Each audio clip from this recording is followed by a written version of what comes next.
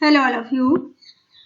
हम आपको ये क्वेश्चन आंसर की सीरीज करा रहे हैं। ये आपका हिंदी का है, हिंदी भाषा इतिहास और वर्तमान। ठीक है, ये आपका इग्नू BA का है, BHDE 106 या फिर EHD 06। ठीक है, लास्ट जितने भी क्वेश्चन आंसर पूछे गए हैं पिछले 10 सालों में वो सारे हम यहाँ कवर कर रहे हैं। इससे पहले की वीडियो अगर आपने नहीं देखी है तो आप देख लीजिए। और जैसा कि आपको पता है कि इसकी एग्जाम डेट आ चुकी है और एडमिट कार्ड डाउनलोड हो रहा है, 3 तारीख से एग्जाम है, तो आप देख लीजिए आपकी कौन कौन सी एग्जाम कब पढ़ेंगे। ठीक है, तो उस हिसाब से आप तैयारी अपनी करिए। और ये हिंदी वाला पेपर आपका जो है वो नेक्स्ट मंथ है। ठीक है, नेक्स्ट मंथ ये आपका हिंदी का पेपर है 4 तारीख को। ठीक है, तो चलिए स्टार्ट करते हैं इसे। तो इस चैप्टर के भी 2 वीडियो मैं अपलोड कर चुकी हूँ, उन्हें अगर आपने नहीं देखा है तो देख लीजिएगा। आज हम नेक्स्ट करने वाले हैं, इसके बचे हुए जो भी क्वेश्चन आंसर हैं उन्हें आज हम करेंगे।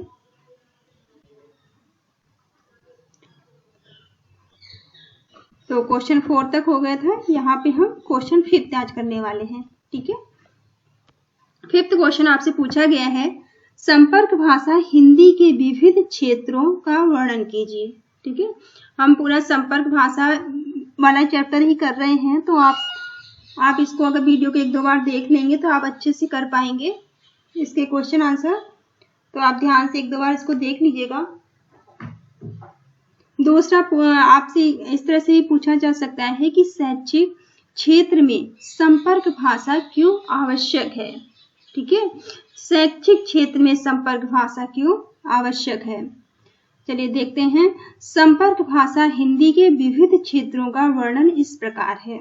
इसके अलग अलग जो क्षेत्र हैं वहाँ कैसे कैसे ये संपर्क भाषा यूज होती है उसके बारे में बताया गया है। आप हेडिंग जरूर याद करिएगा। हेडिंग को हाईलाइट करके अगर आप लिखेंगे फिर उसके अंदर आपको जो भी याद है वो लिख देंगे तो आपको अच्छे नंबर मिल जाएंगे। ठीक है, सामाजिक सांस्कृतिक जीवन के क्षेत्र में संपर्क।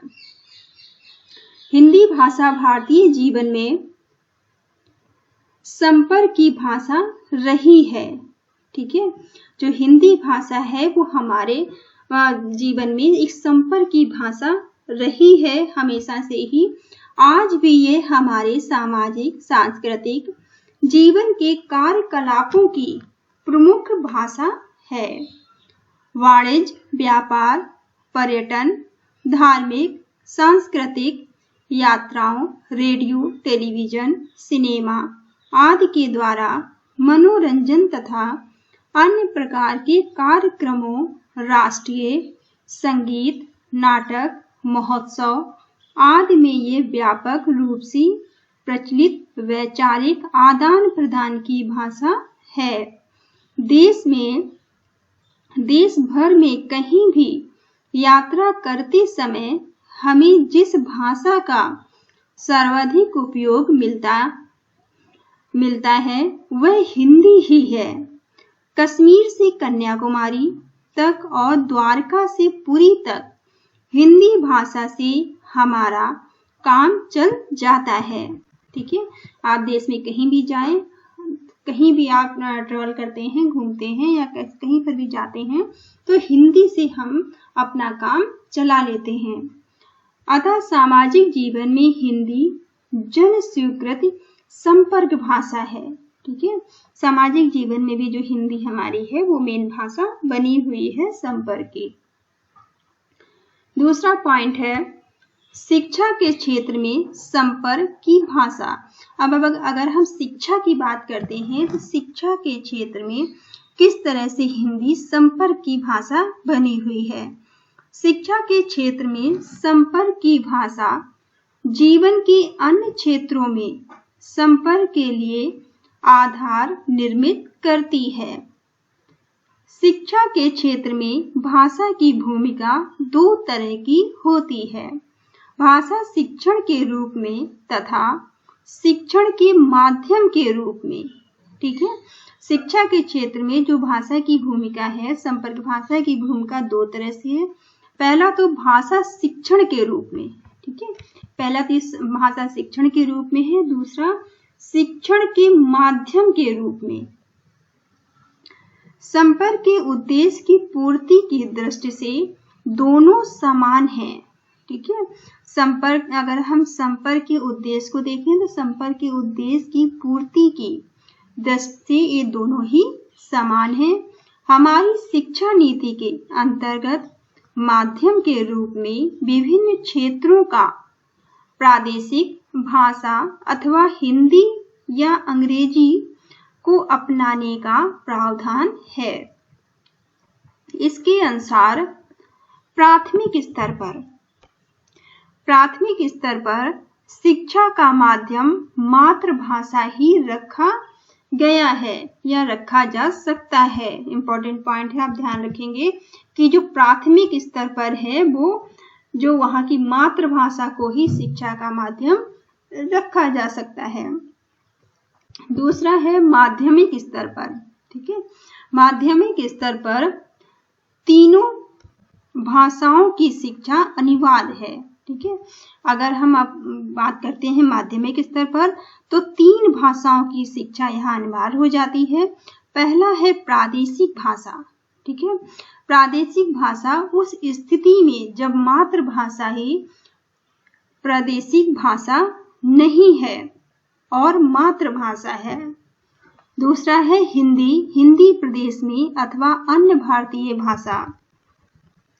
तीसरा है अंग्रेजी अथवा अन्य यूरोपीय भाषा। इस प्रकार त्रिभाषा सूत्र के अनुसार माध्यमिक स्तर पर हिंदी को संपर्क भाषा के रूप में पढ़ाने का प्रावधान है। नेक्स्ट पॉइंट है विश्वविद्यालयों से शिक्षा पाने वाले व्यक्तियों को संपर्क सूत्र में बांधने के लिए संपर्क के रूप में इस समय जो भाषाएं काम आ सकती हैं वे हिंदी अथवा अंग्रेजी हैं, ठीक है। विश्वविद्यालय में जब आप पढ़ने जाते हैं तो वहां आपके काम जो भाषाएं आती हैं जो संपर्क की भाषा बन सकती हैं वो कौन सी भाषाएं हैं? वो हिंदी और इंग्लिश हैं, ठीक है। संपर्क का माध्यम हिंदी या अंग्रेजी दोनों में से कौन सी भाषा हो इस बात को लेकर विवाद रहा है और 2 तरह की दलीलें दी जाती रही हैं।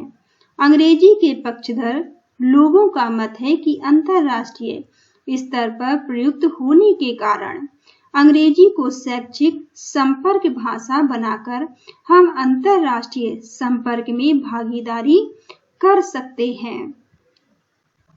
जो लोग इस स्तर पर हिंदी को अपनाने के पक्ष में हैं, उनका कहना है कि भारतीय भाषा होने के कारण हिंदी शैक्षिक क्षेत्रों में संपर्क का अधिक उपयोगी माध्यम हो सकती है। इससे सभी वर्गों के लोगों को शिक्षा पाने में सुविधा हो सकती है।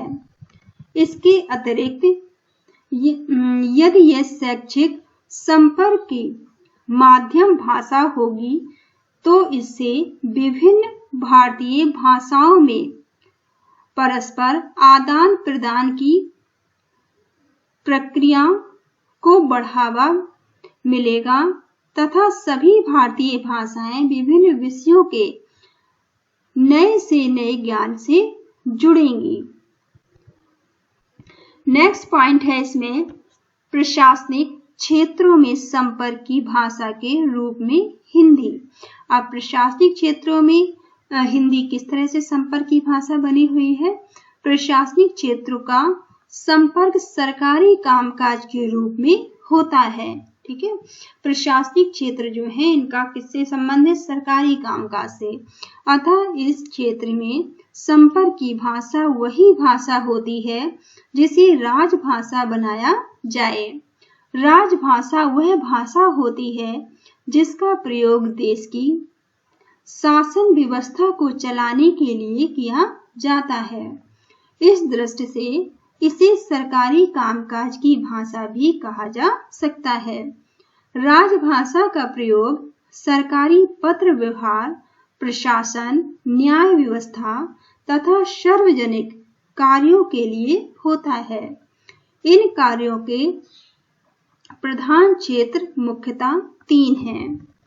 पहला है विधायिका, ठीक है, पहला है विधायिका, दूसरा कार्यपालिका और तीसरा न्यायपालिका। इनके नाम आप याद रखेंगे कि 3 मुख्य जो क्षेत्र हैं वो क्या क्या हैं, विधायिका, कार्यपालिका और न्यायपालिका।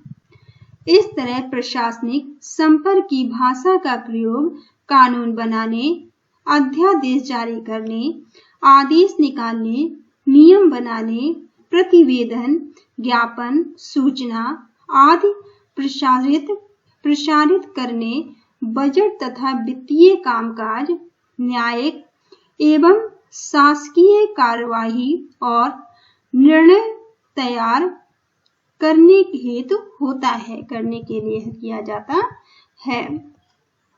भारतीय संविधान में हिंदी को संघ की राजभाषा स्वीकार किया गया है। ये पॉइंट आप याद रखेंगे कि भारतीय संविधान में हिंदी को संघ की राजभाषा स्वीकार किया गया है तथा राज्य स्तर पर क्षेत्रीय भाषा को राजभाषा के रूप में अपनाने की अनुमति दी गई है। ठीक है, अगर हम राज्य स्तर की बात करते हैं तो यहाँ पे क्षेत्रीय भाषा को राजभाषा के रूप में अपनाया जा सकता है। ठीक है, ऐसी स्थिति में हिंदी को केंद्र सरकार के कार्यालयों में कामकाज के क्षेत्र में तो संपर्क की भाषा स्वीकार किया ही गया है। ठीक है, ऐसी स्थिति में भी जो हिंदी है उसे केंद्र सरकार के जो कार्यालय हैं, कामकाज की जो भाषा है, कामकाज के जो भी क्षेत्र है वहां संपर्क की भाषा हिंदी ही है। उन राज्यों तथा संघ शासित क्षेत्रों में भी संपर्क की भाषा स्वीकार किया गया है।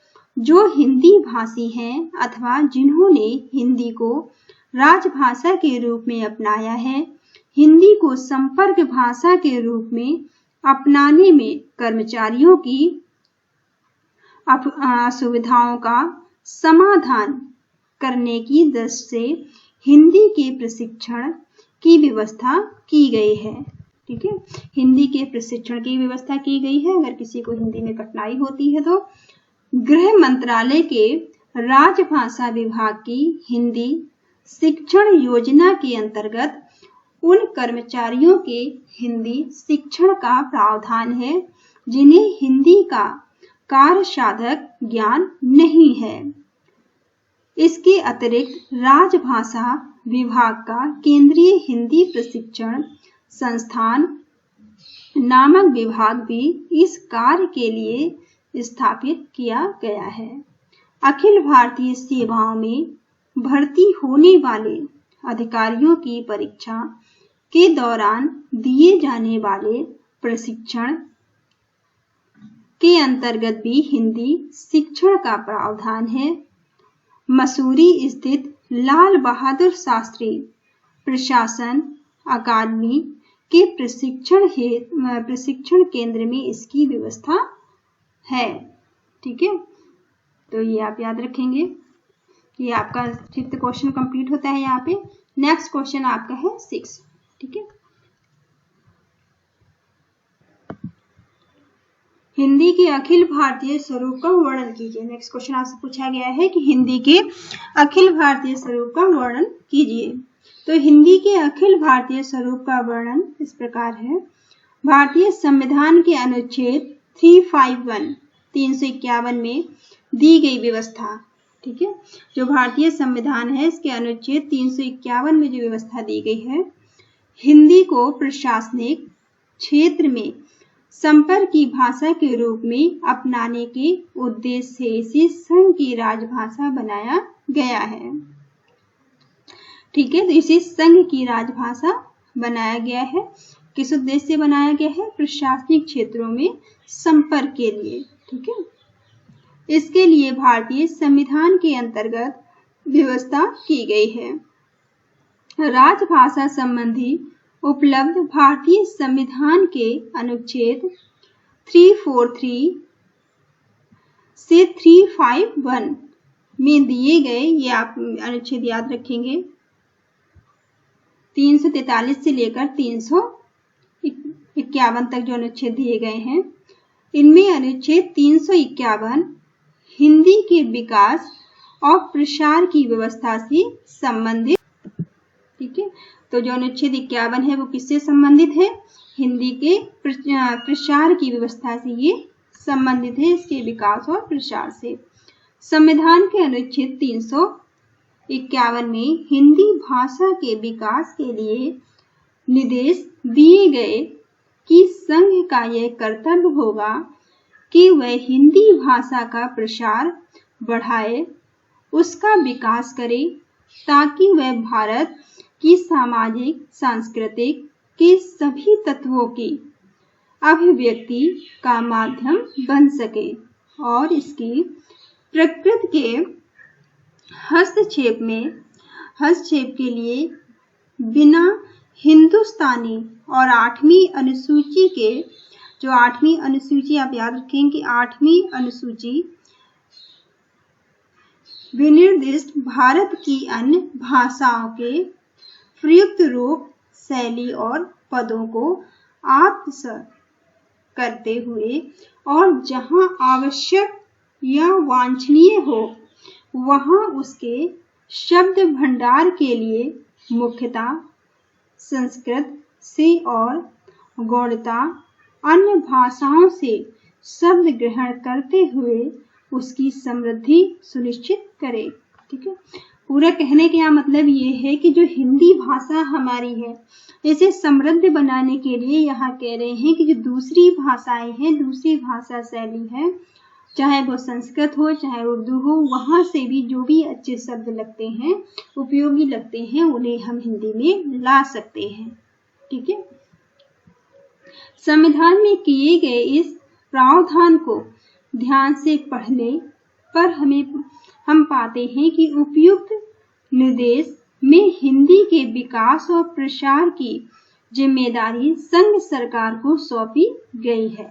ठीक है, ये जिम्मेदारी संघ सरकार की है कि वो हिंदी की किस तरह से हिंदी का विकास करे, उसके प्रचार प्रसार को कैसे बढ़ाए। और इसके कुछ निम्नलिखित उद्देश्य दिए गए हैं जो ये इस प्रकार है। पहला है हिंदी भाषा के प्रसार बढ़ाना, हिंदी भाषा का जो प्रचार है उसे बढ़ाने का काम। ठीक है, दूसरा है हिंदी को भारत का सामाजिक सांस्कृतिक का वाहक बनाना। ठीक है, हिंदी को भारत के सामाजिक और संस्कृत का वाहक बनाना। 8वीं सूची की भाषाओं की शैली, रूप और पदावली का हिंदी में समावेश, हिंदी में मुख्यतः संस्कृत से और गौणतः अन्य भाषाओं से शब्द ग्रहण करना। ठीक है, तो हिंदी में हम संस्कृत और दूसरी भाषाओं से भी शब्द ग्रहण कर सकते हैं हिंदी को सशक्त बनाने के लिए। ऊपर गा और घा की स्थिति में भाषा की मूल प्रकृति को कायम रखना। भारतीय संस्कृति, सामाजिक संस्कृति जब हिंदी को भारत की सामाजिक संस्कृति के सभी तत्वों की अभिव्यक्ति का माध्यम बनाने का प्रयास किया गया तो इससे हिंदी के अखिल भारतीय स्वरूप का विकास हुआ और वह राष्ट्रभाषा का दायित्व वहन करने में आधिकारिक सक्षम हुई। ठीक है, ये आधिकारिक तौर पर इसे सक्षम बनाया गया। संपर्क भाषा के रूप में जो कार्य वह सदियों से करती चली आ रही है उसे और अधिक बल मिलेगा। हिंदी भाषा की अपनी मूल प्रकृति को बनाए रखने के लिए उसमें अन्य भारतीय भाषाओं, संविधान की 8वीं सूची में दी गई भाषाओं की शैलियों, रूपों और अभिव्यक्तियों का समावेश किया गया है। ठीक है, हिंदी को सशक्त बनाने के लिए और समृद्ध करने के लिए जो भी 8वीं सूची में जो भी भाषाएं दी गई हैं उनसे भी हम शब्द ले सकते हैं। भारतीय संविधान के अनुच्छेद 351 में की गई व्यवस्था का मूल उद्देश्य हिंदी का अखिल भारतीय स्वरूप विकसित करते हुए भारत की भावनात्मक एकता को बढ़ावा देना है। उसके बाद कहा गया है कि हिंदी के शब्द भंडार को समृद्ध बनाने के लिए मुख्य रूप से संस्कृत से शब्द ग्रहण किए जाएं और गौण रूप से अन्य भाषाओं से। ठीक है, कहा गया है कि हिंदी को समृद्ध बनाने के लिए हम संस्कृत से भी शब्द ले सकते हैं और दूसरी भाषाओं से भी ले सकते हैं। शब्द भंडार के विस्तार की ये व्यवस्था भी हिंदी के राष्ट्रभाषा या अखिल भारतीय संपर्क भाषा के रूप में विकास को लक्ष्य में रखकर दी गई है। ठीक है, हिंदी के विकास को दृष्टि में रखते हुए ये कहा गया है कि हिंदी में हम दूसरे शब्दों का भी दूसरी भाषाओं से भी शब्द लेके इसमें समावेश कर सकते हैं। अखिल भारतीय हिंदी की विशिष्ट क्षेत्रीय और बोलीगत विविधताएं। आप ये बात याद रखिए कि आप हेडिंग जरूर याद रखिएगा। ठीक है, अगर आप हेडिंग अच्छे से डाल के फिर आपको जो भी याद रह जाता है आप लिख देंगे तो आपको अच्छे नंबर मिल जाएंगे। ठीक है, तो हेडिंग जरूर आप याद कर लीजिएगा। हिंदी का विस्तार भारत के एक क्षेत्र विशेष तक सीमित ना होकर काफी व्यापक है। ठीक है, हिंदी का जो विस्तार है वो केवल किसी एक विशेष क्षेत्र तक ही सीमित नहीं है। हिंदी भाषी कहलाने वाले राज्यों के बाहर भी ये संपर्क भाषा के रूप में इस्तेमाल होती है। ठीक है, हिंदी सिर्फ हिंदी जो है उन्हीं राज्यों में यूज नहीं होती है जो कि हिंदी भाषी कहलाते हैं, उनके अलावा भी हिंदी उसके बाहर भी यूज होती है। न केवल भारत में बल्कि भारत से बाहर भी इसका काफी प्रचलन है। ठीक है, हिंदी भारत में तो यूज होती ही होती है और हिंदी भारत के बाहर भी इसका काफी बोलबाला है। जिस भाषा का विस्तार इतना अधिक हो और जिसे विभिन्न भाषाओं को बोलने वाले लोग संपर्क भाषा के रूप में अपनाते रहे हों, उसके रूपों में विविधता होना तो स्वाभाविक ही है। ठीक है, जो हिंदी भाषा है जो इतनी ज्यादा समृद्ध है और बहुत सारे लोग उसे बोलते हैं, बोलने वालों की संख्या बहुत ज्यादा है, तो इस भाषा का की विविधता होना तो अपने आप ही स्वाभाविक हो जाता है। इसके अतिरिक्त भाषा के मानक परिनिष्ठित रूप के अलावा उसके बोलीगत रूप भी होते हैं जिन्हें उस भाषा को प्रयोग करने वाले लोग अपने निजी अनौपचारिक जीवन में अपनाते हैं। क्षेत्रीय या स्थानीय बोलीगत रूप अक्सर मौखिक संप्रेषण तक सीमित होते हैं। साहित्यिक, शिक्षा, प्रशासन आदि में मानक रूप ही प्रयुक्त होता है। ठीक है, साहित्य, शिक्षा है और प्रशासन यहाँ पे मानक रूप ही यूज होता है, जबकि क्षेत्रीय और स्थानीय बोलीगत में अक्सर मौखिक रूप का यूज किया जाता है। जीवन के अन्य औपचारिक क्षेत्रों में भी इसी प्रकार इनका इस्तेमाल किया जाता है। हिंदी भाषा क्षेत्रों के हिंदी भाषियों के संपर्क में आने से हिंदी भाषा के विशिष्ट रूप विकसित हुए हैं। दक्कनी हिंदी ऐसे रूप का विशिष्ट उदाहरण है। यह रूप बोली के स्तर पर ही सीमित नहीं है। जो दक्कनी हिंदी है वो सिर्फ बोली तक सीमित नहीं है, बल्कि इसमें प्रचुर मात्रा में साहित्य की रचना भी हुई है। ठीक है, दक्कनी हिंदी में साहित्य भी लिखे गए हैं। इस प्रकार इसे हम हिंदी भाषा कहते हैं। वह कई बोलियों, जनपदीय और क्षेत्रीय रूपों का समन्वित रूप है। इस समय हिंदी का जो मानक रूप है, अर्थात जिसके माध्यम से हम शिक्षा, प्रशासनिक कार्य, औद्योगिक अथवा व्यापारिक कार्य इत्यादि संपन्न करते हैं, उसका स्वरूप आधुनिक युग में 19वीं और 20वीं शताब्दी में निर्मित हुआ है। आधुनिक रूप की अगर हम बात करें तो वो कब विकसित हुआ है? 19वीं और 20वीं शताब्दी में। यह स्वरूप खड़ी बोली हिंदी गद्य के प्रादुर्भाव और विकास तथा हिंदी पत्रकारिता के विकास के साथ विकसित हुआ है। इससे पहले साहित्य की केंद्रीय विधा कविता थी, जिसकी रचना प्रमुखता अवधी और ब्रज भाषा में और गौड़त्या, मैथिली, राजस्थानी आदि में होती चली आ रही थी। ठीक है, इससे पहले की रचनाएं किस किस में होती थी? अवधी में, ब्रजभाषा में, गौड़त्या, मैथिली और राजस्थानी में। लोक साहित्य के रूप में हिंदी की भी बोलियों के पास विपुल संपदा मौजूद थी। आधुनिक युग में आकर खड़ी बोली के प्रयोग को गद्य और पद्य दोनों की भाषा के रूप में स्वीकृत मिली है। ठीक है, आधुनिक पहले की भाषाएं क्या क्या थी?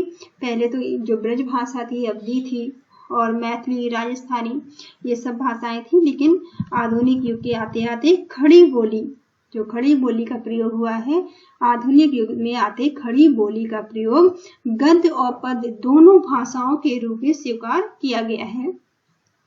इसी समय हिंदी के गद्य की विविध विधाओं तथा प्रादुर्भाव हुआ है। ठीक है, यही वो समय था जहां हिंदी गद्य का भी विकास हुआ है। ये थोड़ा सा लाइट हो रहा है, मैं पढ़ के बता रही हूँ, समझ लीजिए। दूसरी ओर आधुनिक शिक्षा व्यवस्था की शुरुआत पत्रकारिता के विकास, संप्रेषण माध्यम तथा आवागमन के साधनों के प्रसार, रेडियो, सिनेमा तथा टेलीविजन के विस्तार आदि के भाषिक आदान प्रदान और गद्य की आवश्यकता में गति ला दी है। ठीक है, जो गद्य हमारी है, गद्य हिंदी, इसकी आवश्यकता में गति कैसे आई है? किस किस के कारण आई है? हमारे रेडियो, सिनेमा, टेलीविजन के विस्तार के कारण जो भाषा का आदान प्रदान हुआ है, इसने हमारे गद्य में की आवश्यकताओं में भी गति ला दी है। फलस्वरूप संप्रेषण और संपर्क की भाषा के रूप में हिंदी का जो मानक रूप विकसित हुआ है, उसकी आवश्यकता खड़ी बोली रही है। ठीक है, इनका माध्यम क्या रहा है? खड़ी बोली बन गई है। स्वाधीनता आंदोलन के दौरान यही हिंदी राष्ट्रीय संपर्क की भाषा के रूप में प्रयुक्त हुई है। ठीक है, जब हमारे आंदोलन हुए हैं, राष्ट्रीय आंदोलन में भी यही जो हिंदी हमारी है, इसने संपर्क भाषा का काम किया है। राजभाषा के रूप में इसी का इस्तेमाल किया गया है। राजभाषा के रूप में भी इसी का इस्तेमाल किया जाता है। और आज जब हम हिंदी भाषा का इस्तेमाल करते हैं, तब हमारे मन मस्तिष्क में इसी का बिंदु उभर कर सामने आता है। लेकिन इसका विविध क्षेत्रीय अथवा बोलीगत रूप आज भी विद्यमान है। आज भी हमें पता है कि हिंदी की जो हिंदी है, उसको अलग अलग तरह से अलग अलग क्षेत्रों में बोला जाता है और विकसित हो रही है। और हिंदी का विकास लगातार हो रहा है। हिंदी का विकास, हिंदी में सुधार लगातार हो रहा है।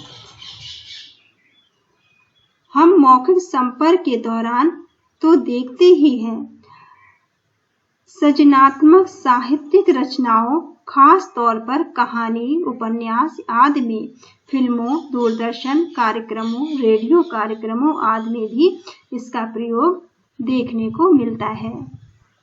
खड़ी बोली का प्रयोग हम सिर्फ साहित्य में या कविता, कहानियों, उपन्यास में ही नहीं, बल्कि दूरदर्शन, फिल्में और रेडियो कार्यक्रमों में भी इसका रूप हमें देखने को मिलता है। ठीक है, तो ये आपका क्वेश्चन था। तो चलिए, वीडियो आधे घंटे का हो रहा है, तो इसको यही खत्म करते हैं। इसके जो भी क्वेश्चन बचे हैं एक दो, वो नेक्स्ट वीडियो में कर लेंगे। ठीक है, देख लेते हैं कितने हैं। चलिए, इसके 2 क्वेश्चन और हैं, तो आप इसको नेक्स्ट वीडियो में देख लीजिएगा, वरना ये वीडियो बहुत बड़ा हो जाएगा, फिर आप लोग बोर हो जाएंगे इसे देखने में। ठीक है, तो thank you all of you, thank you for watching. आप मेरे चैनल को लाइक करिए, शेयर करिए, सब्सक्राइब करिए। और कोई प्रॉब्लम है तो आप मुझे कमेंट कर सकते हैं। हाँ, किसी बच्चे ने मुझे मेल आईडी दी है, शायद आपका नाम पारस है, या मैंने ध्यान नहीं दिया है, तो मैं आपको पीडीएफ मेल कर दूंगी। ठीक है बेटा, तो आपको पीडीएफ मिल जाएगी आजकल में। Thank you all of you, thank you for watching.